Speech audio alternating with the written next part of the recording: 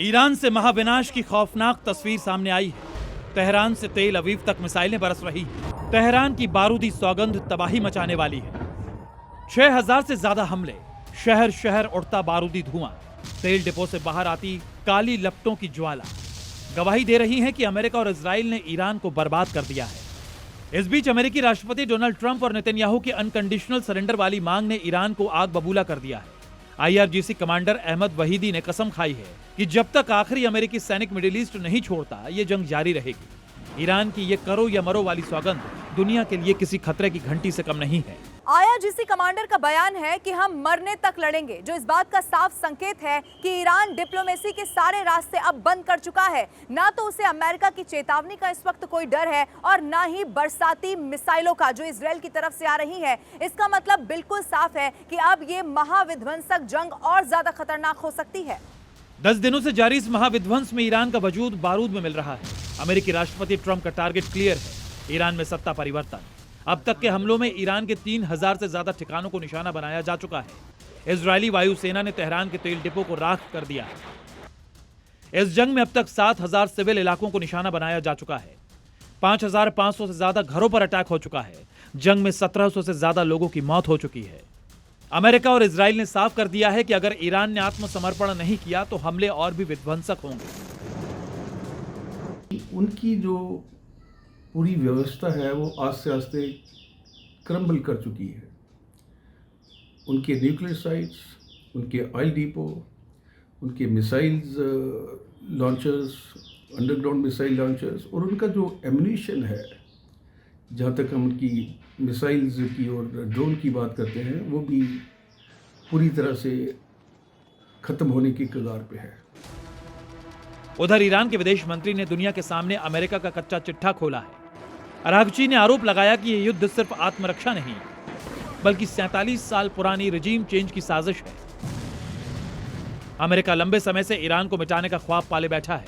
रजीम change करना possible नहीं है जब तक ग्राउंड इन्वेजन शुरू नहीं होगा। और ईरान के लोग जो हैं, एक सिचुएशन आएगी जहाँ पे भूख जो है, रोटी है, उसकी ज़रूरत ज़्यादा होगी बनिस्बत की ब्रेवडो दिखाने की।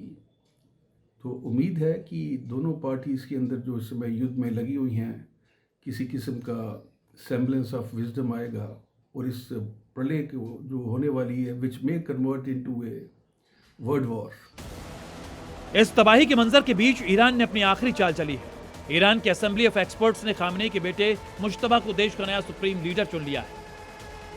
लेकिन यह केवल एक नियुक्ति नहीं बल्कि अमेरिका और इजराइल को ईरान का सीधा जवाब है। ट्रंप ने चेतावनी दी थी कि बिना अमेरिकी मर्जी के चुना गया कोई भी नेता ज्यादा दिन नहीं टिकेगा। लेकिन ईरान ने मुश्तबा को कमान सौंपकर साफ कर दिया है कि वो अमेरिका के सामने झुकने वाला नहीं है। मुश्तबा का चुना जाना ईरान के इतिहास का सबसे बड़ा मोड़ है और ये भी याद रखना होगा कि ईरान के इतिहास में पहली बार ये जो पूरी राजनीति है वो वंशवाद की ओर मुड़ी है। लेकिन ऐसे वक्त पर एक ऐसे ही नेता की जरूरत थी जो कि सेना और कट्टरपंथियों को एक साथ रखे। अब IRGC का खुला सपोर्ट यहाँ पर मुश्तबा खामनेई को है। इसीलिए मुश्तबा के आते ही जो 29वीं लहर है मिसाइलों की, वो इजराइल पर IRGC ने बरसा दी है, जो कि संकेत है आने वाले दिनों में ये युद्ध और ज्यादा बढ़ने वाला है। वहीं राष्ट्रपति ट्रंप ने मुश्तबा के सुप्रीम लीडर बनने पर कोई टिप्पणी नहीं की। उन्होंने एक इंटरव्यू में कहा कि इस मुद्दे पर नेतन्याहू से लगातार बातचीत हो रही है और सही समय आने पर फैसला लिया जाएगा। ईरान को भले ही सुप्रीम लीडर मिल गया हो, लेकिन वो कब तक सुरक्षित है इसकी गारंटी नहीं, क्योंकि मुश्तबा का राजतिलक बारूद की ढेर पर हुआ है। ऐसे में ये जंग और खौफनाक होगी। अमेरिका और इजराइल के हमलों में तेहरान, इस्फहान और कोम जैसे बड़े शहर खंडहरों में तब्दील हो चुके हैं। सड़कों पर सन्नाटा है, लेकिन अस्पतालों में चीख पुकार मची है।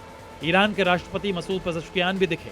उन्होंने हमलों में घायल हुए लोगों से अस्पताल में मुलाकात। लेकिन ये महायुद्ध अब केवल 2 देशों का नहीं बल्कि वजूद की लड़ाई बन चुका है। ट्रंप की नो मर्सी पॉलिसी और ईरान की शहादत की सौगंध के बीच पूरी दुनिया तीसरे विश्व युद्ध की कगार पर है। तेहरान जल रहा है और इसकी तपन पूरी दुनिया को महसूस हो रही है। ब्यूरो रिपोर्ट, जी मीडिया।